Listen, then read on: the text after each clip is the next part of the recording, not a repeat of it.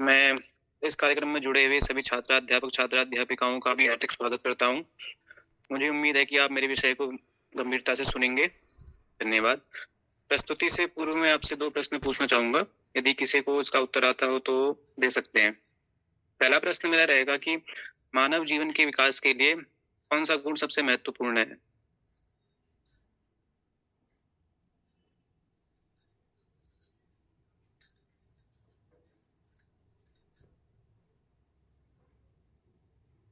क्या आवाज़ आ पा रही है मेरे को आपकी?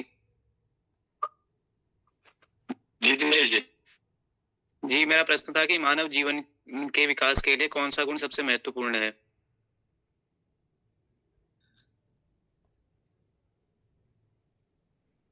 जी, व्यक्तित्व का होना आवश्यक है। शारीरिक। जी, भास्कर जी ने ठीक उत्तर दिया। व्यक्तित्व का गुण होना हमारे जीवन के मानव जीवन के विकास के लिए बहुत महत्वपूर्ण है। दूसरा प्रश्न मेरा रहेगा कि व्यक्तित्व से आप क्या समझते हैं? अगर आप परिभाषा कुछ देना चाहें तो इस विषय में।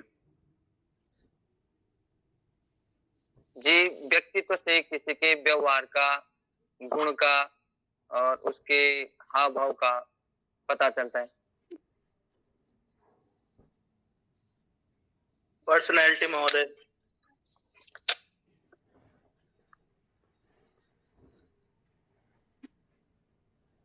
जी, चलिए अपनी प्रस्तुति में प्रारंभ करता हूँ।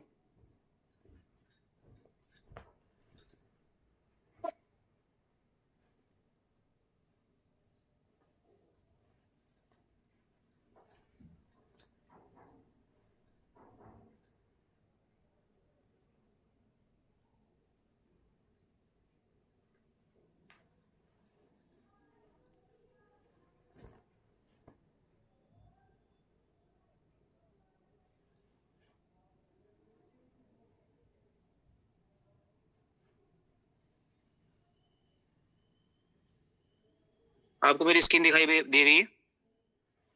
जी महोदय। जी, तो जैसे कि मेरे विषय का नाम है व्यक्तित्वस्य परिभाषा एवं तस्य विशेषता।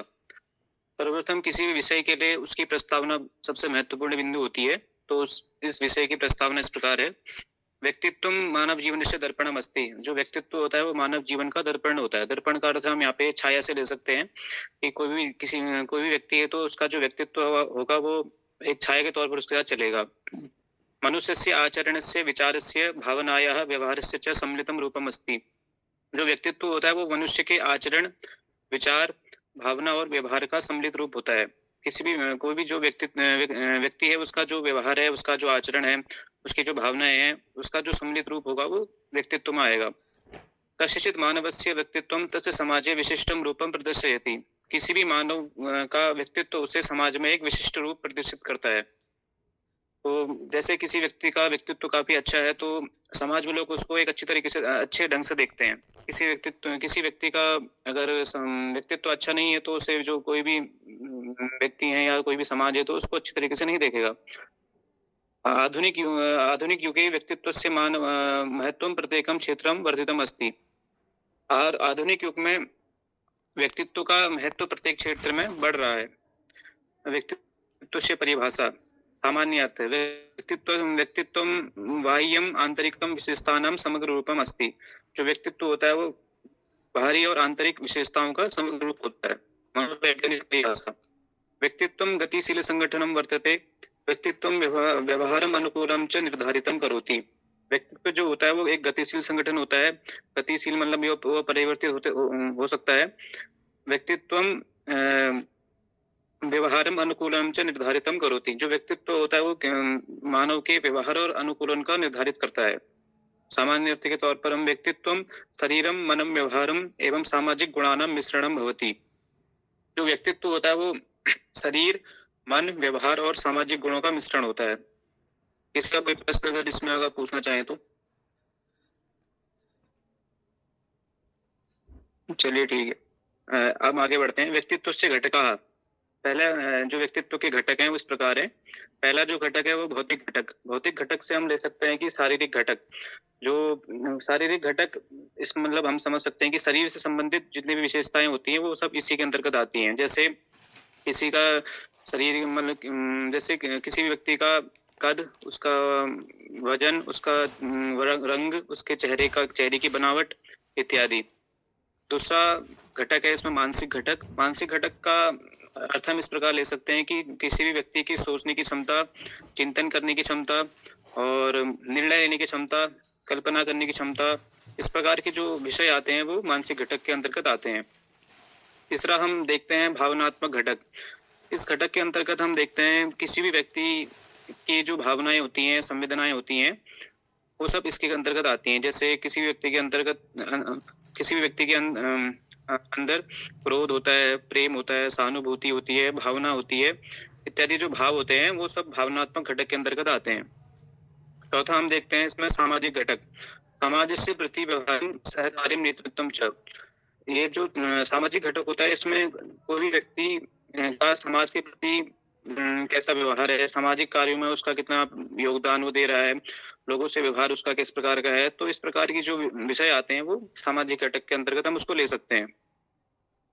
तो इसके बाद अगला जो है वो है व्यक्तित्व से लक्षणम। व्यक्तित्व के लक्षण क्या क्या हो सकते हैं? प्रत्येकम मानवस्य व्यक्तित्व विशिष्टम भवति। तो किसी भी प्रत्येक व्यक्ति का जो व्यक्तित्व होता है वो विशिष्ट होता है, भिन्न भिन्न होता है। किसी व्यक्ति का जो व्यक्तित्व होगा वो एक उच्च स्तर का होगा, किसी व्यक्ति का जो व्यक्तित्व होगा वो एक मध्यम स्तर का होगा, किसी का निम्न स्तर का होगा, किसी का थोड़ा सा उससे भी निम्न होगा। तो प्रत्येक जो मानव होता है उसका जो व्यक्तित्व होता है वो भिन्न भिन्न होता है, किसी का एक समान व्यक्तित्व नहीं हो सकता है।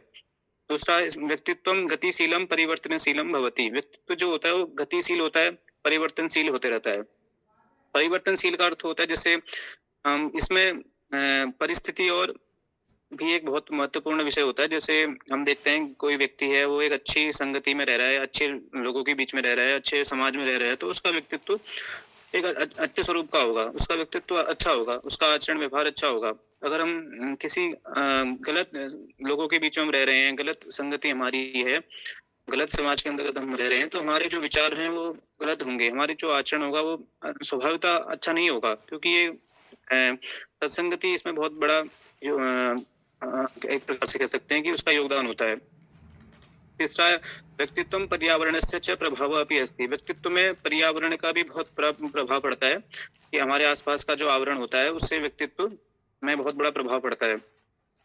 एतत् मानवस्य प्रतिबिंबम अस्ति। यह मानव का प्रतिबिंब होता है, मतलब कि प्रतिबिंब का अर्थ होता है छाया, कि यह जो व्यक्तित्व होता है वो किसी भी व्यक्ति के साथ चलता है, मतलब साथ में चलता है। अगर वो व्यक्ति वहां पर उपस्थित नहीं है तो समाज उसको या तो कोई भी व्यक्ति है वो उसको उसकी व्यक्तित्व के तौर पर जानता है। उसके बाद अगर किसी का कोई प्रश्न है तो पूछ सकते हैं इससे संबंधित। चलिए आगे चलते हैं। व्यक्तित्व से प्रकार। व्यक्तित्व के प्रकार किसके क्या क्या हो सकते हैं? पहले है बहिर्मुखी।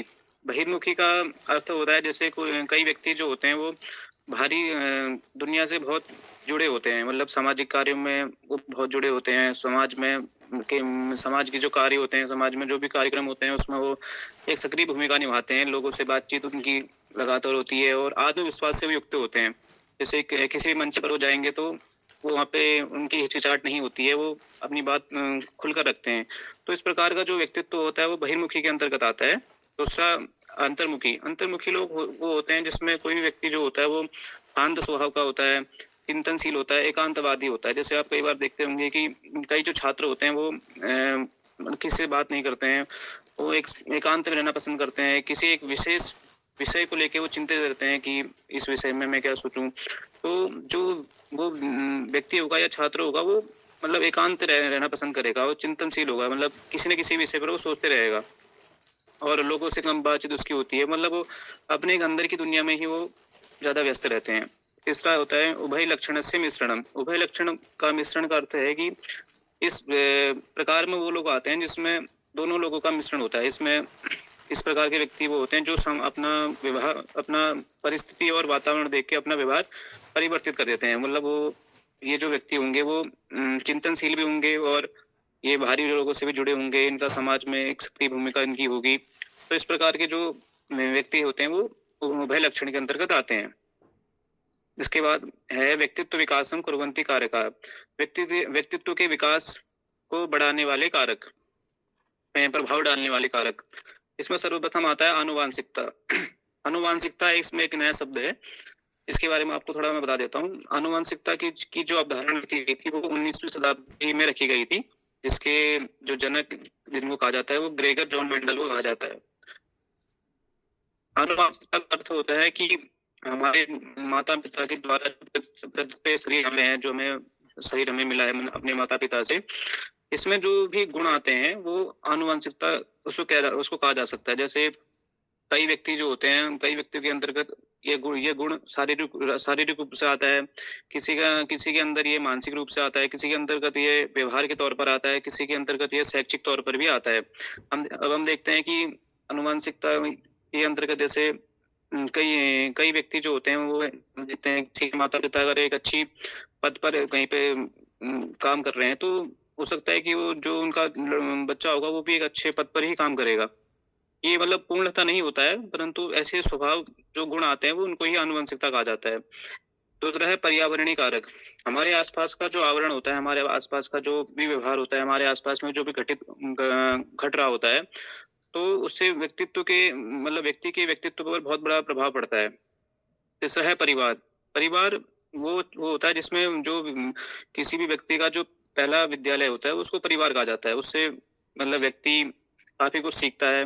पहली जो उसकी शिक्षा होती है परिवार में होती है। उसके परिवार का में परिवार की स्थिति किस प्रकार की है, उसके परिवार में लोगों का व्यवहार कैसा है, परिवार में लोगों का आचरण कैसा है, तो उससे व्यक्ति के जीवन में बहुत बड़ा प्रभाव पड़ता है।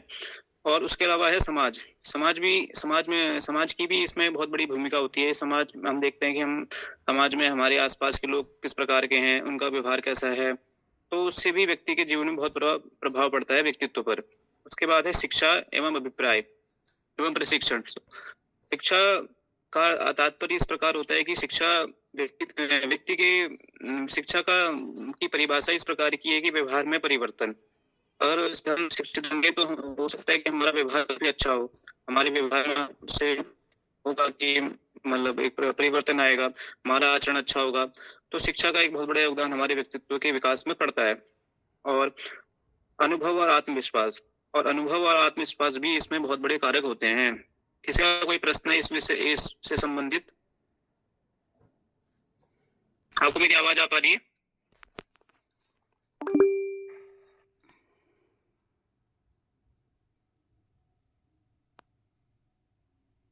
जी, आपको मेरी आवाज आ पा रही है?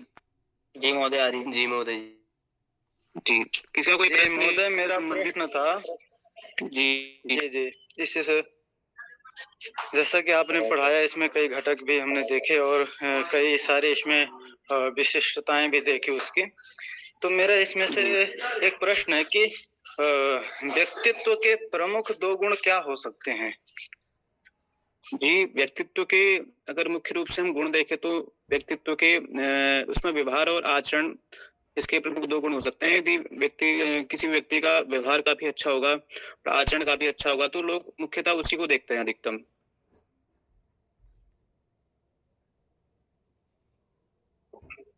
तो क्या महोदय संतुष्ट?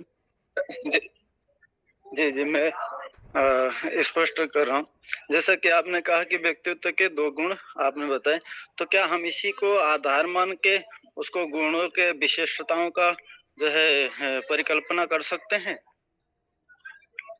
जी, आधार तो अगर आप मुख्य गुण के तौर पर देख रहे हैं तो इसको आप मान सकते हैं, परंतु इसके अन्य भी गुण होते हैं। वैसे मुख्यतः व्यवहार और आचरण अधिकतम जो भी व्यक्ति हमें देखता है तो मुख्यतः हमारे व्यवहार और आचरण से ही दिखता है अधिकतम। मान लो जैसे कि आपने कहा कि व्यवहार आचरण से व्यक्ति का हम आकलन कर सकते हैं उसके प्रमुख गुणों का। मान लो उसका व्यवहार अलग है, आचरण अलग है, लेकिन वो अलग है, उसका कैसे हम आकलन करें? कैसे आकलन?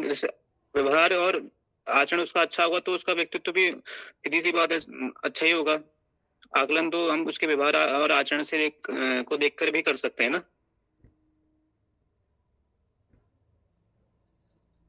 मेरे कहने का तात्पर्य यह है, मैं थोड़ा समय ले रहा हूँ आपका, लेकिन मेरा स्पष्टीकरण थोड़ा सा मैं करना चाह रहा हूँ, अगर हो जाएगा तो मुझे अच्छा लगेगा कि जैसे आपने बताइए, कहा बताइए। ना कि 2 प्रमुख गुण हम ये ले सकते हैं, तो उसमें जैसे हमने कहा कि मान लो आपका आचरण, मेरा आचरण बहुत अच्छा है, व्यवहार भी सामने बहुत जी, अच्छा है, लेकिन हम अगर उसका जी, मूल्यांकन कर रहे हैं, तो हम क्या आचरण और जी। व्यवहार से ही मूल्यांकन कर सकते हैं?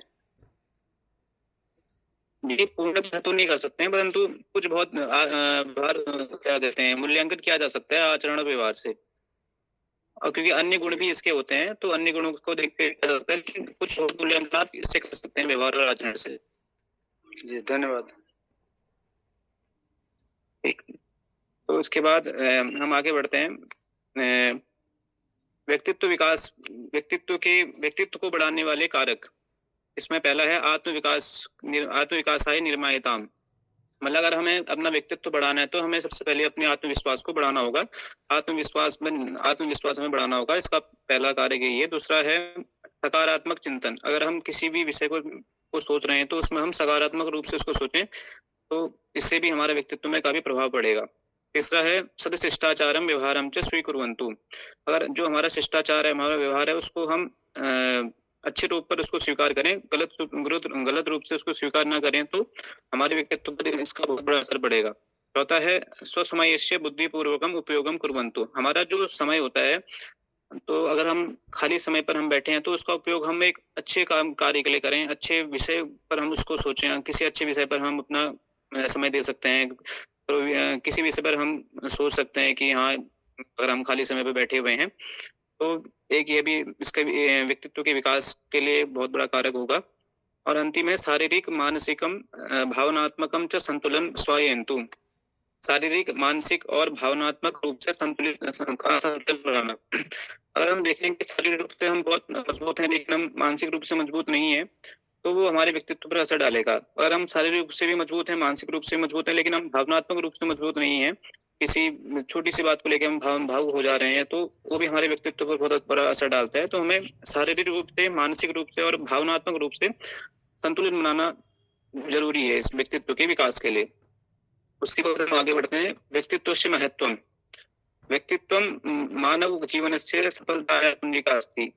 व्यक्तित्व जो होता है, मानव जीवन की सफलता का एक बहुत बड़ा योगदान उसका होता है। कि अगर हमारा व्यवहार अच्छा है, हमारा आचरण अच्छा है, तो उससे भी काफी चीजें हमारे जीवन में काफी चीजें हमारी उससे होती हैं।